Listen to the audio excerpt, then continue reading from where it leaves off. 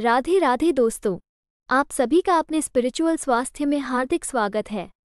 दोस्तों, आज की इस वीडियो में आप जानेंगे महाभारत युग में भी थे रामायण काल के ये 5 लोग।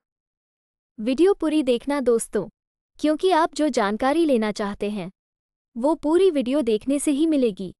अगर वीडियो अच्छी लगे तो प्लीज़ लाइक, शेयर और सब्सक्राइब करें ताकि भविष्य में आने वाले वीडियो की नोटिफिकेशन आपको सबसे पहले मिले।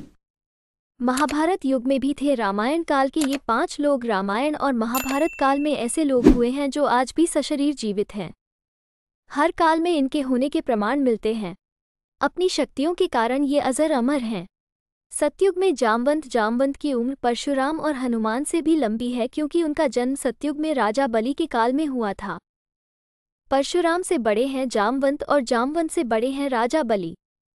कहा जाता है कि जामवंत सतयुग और त्रेतायुग में भी थे और द्वापर में भी उनके होने का वर्णन मिलता है। जामवंत जी को अग्निपुत्र कहा गया है। जामवंत की माता एक गंधर्व कन्या थी। सृष्टि के आदि में प्रथम कल्प के सतयुग में जामवंत जी उत्पन्न हुए थे। जामवंत ने अपने सामने ही वामन अवतार को देखा था। त्रेतायुग में जामवंत जी समुद्र को लांघने में सक्षम थे, लेकिन त्रेतायुग में वो बूढ़े हो चले थे। इसीलिए उन्होंने हनुमान जी से इसके लिए विनती थी कि आप ही समुद्र लांघिए। वाल्मीकि रामायण के युद्धकांड में जामवंत का नाम विशेष उल्लेखनीय है। जब हनुमान जी अपनी शक्ति को भूल जाते हैं तो जामवंत जी ही उनको याद दिलाते हैं। माना जाता है कि जामवंत जी आकार प्रकार में कुंभकर्ण से तनिक ही छोटे थे। जामवंत को परम ज्ञानी और अनुभवी माना जाता था।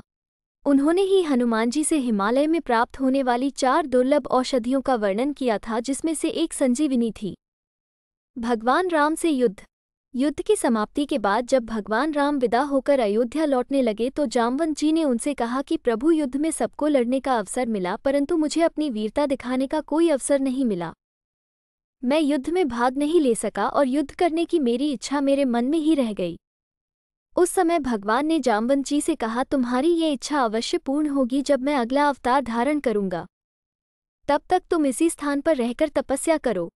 द्वापर युग में जामवंत भगवान श्रीकृष्ण को स्यमंतक मणि के लिए जामवंत के साथ युद्ध करना पड़ा था। उन्होंने अपने प्रभु श्रीराम को पुकारा और उनकी पुकार सुनकर श्रीकृष्ण को अपने राम स्वरूप में आना पड़ा। तब जाम्बवंत ने समर्पण कर अपनी भूल स्वीकारी और उन्होंने मणि भी दी। श्रीकृष्ण से निवेदन किया कि आप मेरी पुत्री जाम्बवती से विवाह करें। जाम्बवती कृष्ण के संयोग से महाप्रतापी पुत्र का जन्म हुआ, जिसका नाम सांब रखा गया। इस सांब के कारण ही कृष्ण कुल का नाश हो गया था। हनुमान जी राम और रावण युद्ध में श्रीराम जी ने विजयश्री प्राप्त की थी।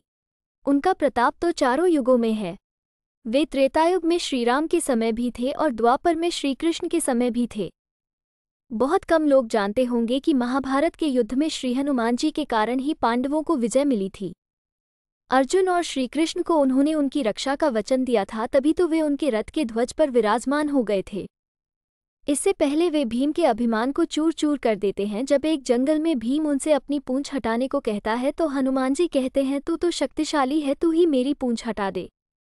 लेकिन भीम अपनी सारी शक्ति लगाकर भी जब वो पूंछ नहीं हटा पाता है तो वे समझ जाते हैं कि यह कोई साधारण वानर नहीं, स्वयं हनुमान जी हैं। मायासुर रावण की पत्नी मंदोदरी के पिता अर्थात रावण के ससुर थे। देवताओं के शिल्पी विश्वकर्मा थे तो असुरों के शिल्पी मयासुर थे।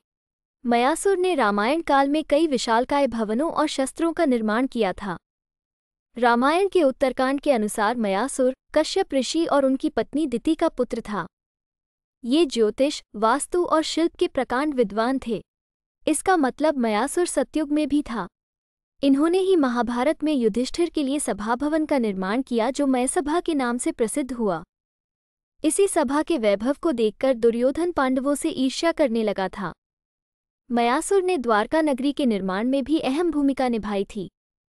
माया ने सोने, चांदी और लोहे के 3 शहर, जिसे त्रिपुरा कहा जाता है, का निर्माण किया था। त्रिपुरा को बाद में स्वयं भगवान शिव ने ध्वस्त कर दिया था। परशुराम विष्णु के छठे आवेश अवतार हैं।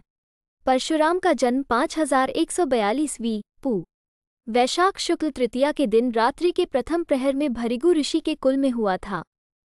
इनके पिता का नाम जमदग्नि और माता का नाम रेणुका था। ऋचिक सत्यवती के पुत्र जमदग्नि रेणुका के पुत्र परशुराम थे। रामायण में परशुराम का उल्लेख तब मिलता है जब भगवान श्रीराम सीता स्वयंवर के मौके पर शिव का धनुष तोड़ देते हैं। तब परशुराम ये देखने के लिए सभा में आते हैं कि आखिर यह धनुष किसने तोड़ा। महाभारत में परशुराम का उल्लेख पहली बार जब मिलता है जब वे भीष्म पितामह के गुरु बने थे और एक प्रसंग के अनुसार उनका भीष्म के साथ युद्ध भी हुआ था। पुराणों के अध्ययन से पता चलता है कि वशिष्ठ, अत्रि, विश्वामित्र, दुर्वासा, अश्वत्थामा, राजा बलि, हनुमान, विभीषण, कृपाचार्य, परशुराम, मार्कंडेय ऋषि, वेद व्यास और जामवंत आदि कई ऋषि, मुनि और देवता हुए हैं जिनका जिक्र सभी युगों में पाया जाता है। कहते हैं कि ये आज भी सशरीर जीवित हैं। वीडियो पूरी देखने का बहुत बहुत शुक्रिया।